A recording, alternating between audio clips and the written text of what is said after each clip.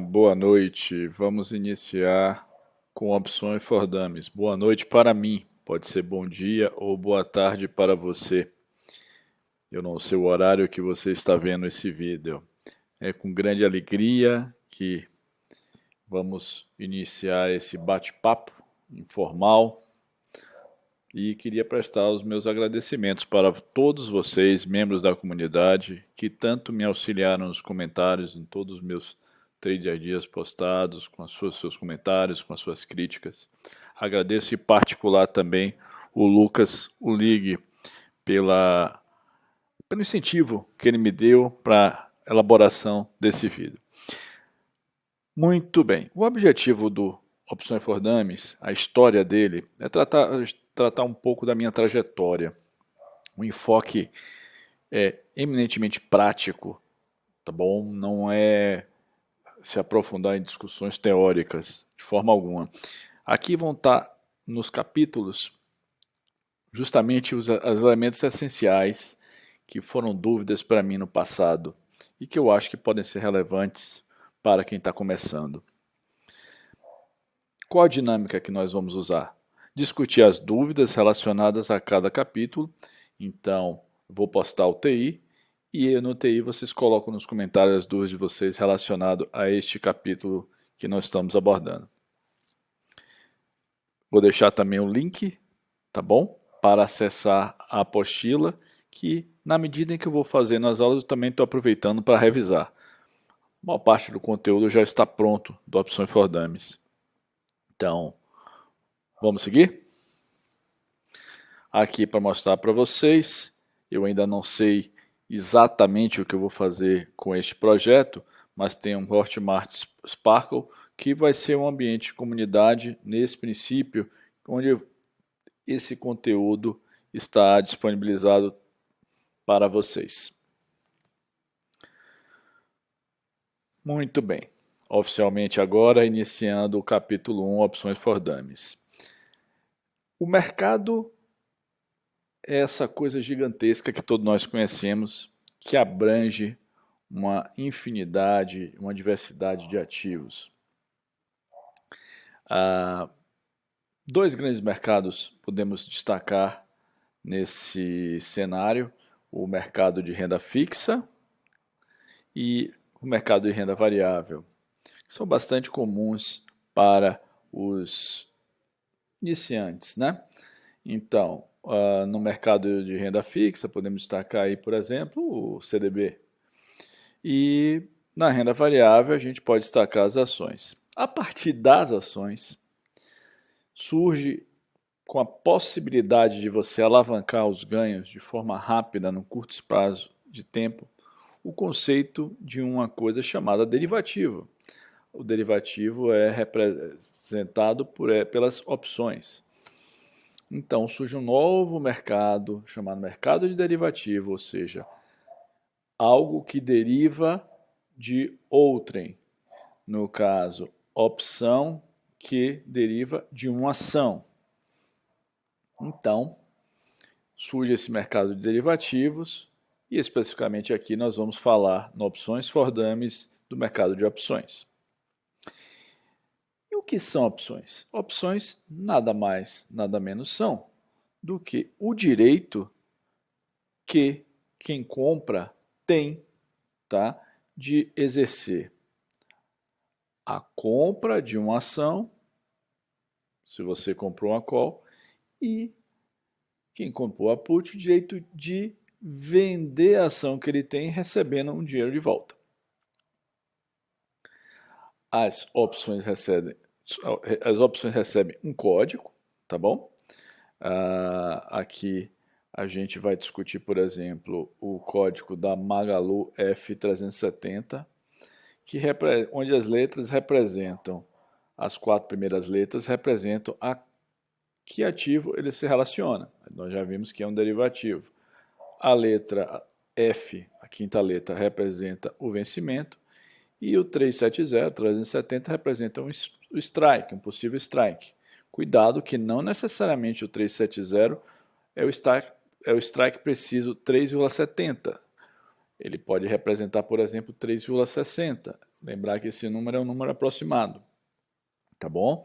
Isso é muito, muito importante quando você for fazer a sua estratégia, pensando em um preço chegar em um determinado valor, tá bom? Se você tiver uma resistência, um suporte, uma média longa que você acha que vai ser um fator impeditivo para isso, você pode estar achando, porque viu lá 370, que estaria teoricamente acima desse strike, você achar que não seria exercido, e na verdade, no caso de uma call, e você na verdade está errando, tá bom?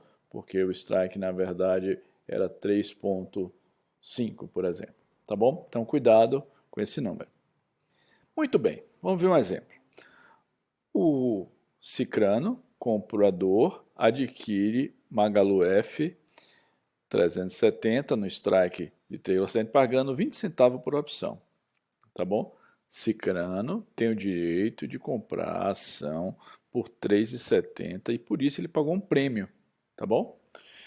Esse prêmio ele deu em dinheiro para o vendedor, tá certo? Ou o lançador, que é o Beltrano.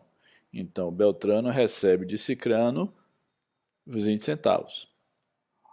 Beltrano, que é o vendedor, tem a obrigação de vender a ação pelos 3,70 se exercido. O raciocínio é muito semelhante, de maneira oposta, para put. O comprador titular adquire a Magalu R370, desculpa, a Miglu R370, por um strike, pagando o valor aqui de 15 centavos por opção. E o que é que acontece com o comprador? Com Cicrano. Cicrano aqui tem o direito de vender a ação pelos 3,70 e pagando um prêmio de 0,15 por opção. E o vendedor, que é o Beltrano,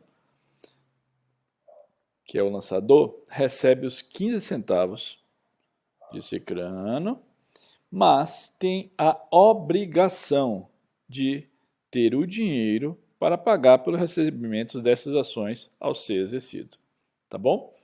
Então, essa daí é a composição entre comprador e vendedor, de call e de put. Tá? É uma relação onde um compra e o outro vende, e onde somente um vai se beneficiar com essa transação. Isso é muito, muito importante, porque nesse valor negociado, somente o comprador ou o vendedor sairá vitorioso. A gente já discutiu sobre o código, do que é que significa essas letrinhas. Vamos agora entender o conceito de opções europeias. O conceito de opções europeias são opções que só podem ser exercidas no dia do vencimento. Elas diferem das americanas, que podem ser exercidas pelo titular, pelo comprador, a qualquer instante. Tá? Então, isso é muito, muito importante esse conceito. O detentor de uma opção americana, se ele quiser, se tiver chegado no strike, tá? Claro, se não tiver chegado não pode exercer, obviamente, mas se tiver chegado no strike, ele tem o direito de fazer exercer o direito de comprar ação por aquele valor, tá? Sem ter que necessariamente ter que esperar chegar no vencimento, tá bom? Então tenham muito cuidado com isso, tá bom? Porque você pode pensar que se enganar, porque a americana tem um vencimento, que é quando vai se encerrar esse saldo, né, entre comprador e vendedor, e você achar que ele só vai poder fazer aquilo naquela data. Então, cuidado com isso. Existem outras variações também que a gente vai começar a conversar sobre a questão das opções europeias. As opções europeias, elas serviram de exemplo para o desenvolvimento de uma equação muito importante, né, que foi desenvolvida pelo Black-Scholes, né, vencedores de prêmio Nobel e que criaram um modelo que se permite calcular o prêmio das opções, tá bom?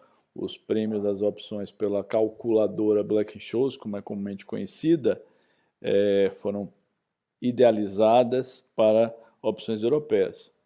E depois o conceito foi, de uma certa forma, transposto, mas existem limitações no entendimento das opções americanas por esse cálculo, tá? Então, isso é bastante descrito e nós iremos ver também isso mais adiante. Não é objetivo aqui agora, mas vocês já sabem agora que existem opções europeias e opções americanas, sejam elas call ou puts. Você pode ter o direito, a intenção de especular com a ação, com a opção. Por exemplo, estou acreditando que o papel vai subir muito, eu comprei Magalu F por 20 centavos, o preço dela cresceu muito e ela foi para 60 centavos. Então ela praticamente tive um ganho de 200%. E para mim já está suficiente, eu já estou vendo que o preço não vai passar desse limite, já quero botar meu lucro no bolso.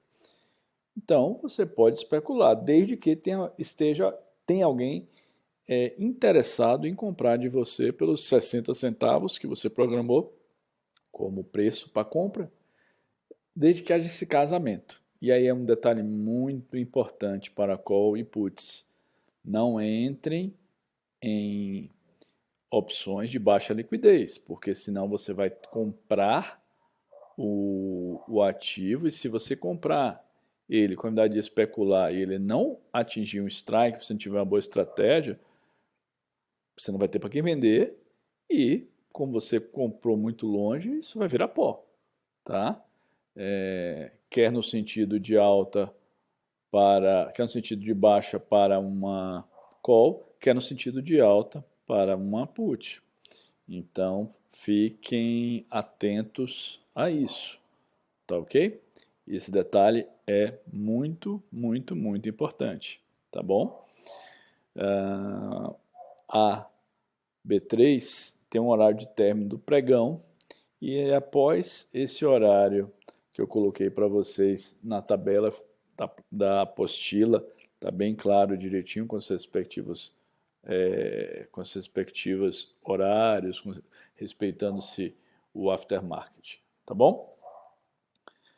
Então, para finalizar, o último, mas não menos importante tópico é a tal venda descoberta. Aqui está um dos maiores mutiladores de patrimônio. Aqui a ganância toma conta. É muito comum quem está iniciando a fazer uma, duas, três operações corretas. E aí ele achou que ele agora ninguém me segura, agora eu consigo ganhar desse mercado facilmente. E aí o que é que ele faz? Ele aumenta a posição dele. Vamos pensar num caso de call. Ele vende calls, tá? Acima da capacidade dele comprar, acreditando que o preço, né, da ação não vai chegar lá. E aí, o que é que acontece? Aí acontece uma infelicidade, que ele, vendedor, vai ter que pagar para o comprador que tem o direito de comprar a ação por aquele valor predeterminado, porque ele comprou uma call, ele vai ter que providenciar ações pelo valor que elas estiverem para aquele comprador. Olha o perigo disso, tá bom? Tudo isso motivado pela ganância, tá? Então, não caiam nessa armadilha. O mesmo conceito vale para put, tá? Só que na put você vai ter que ter o financeiro para honrar o pagamento que o comprador tem o direito para vender aquelas ações, tá bom? Então, tenham muito, muito, muito cuidado com isso, tá joia? aquela tabelinha que eu mostrei para vocês aqui. Fica bem clara, né? Para o caso da put, que o pessoal faz um pouquinho mais de confusão. O vendedor, tá certo? Ele recebe os 15 centavos, mas ele tem a obrigação de ter o capital, o dinheiro, para pagar ao comprador que tem o direito de vender a ação pelos R$ 3,70, no caso aqui. Pois é, pessoal, eu acho que é isso.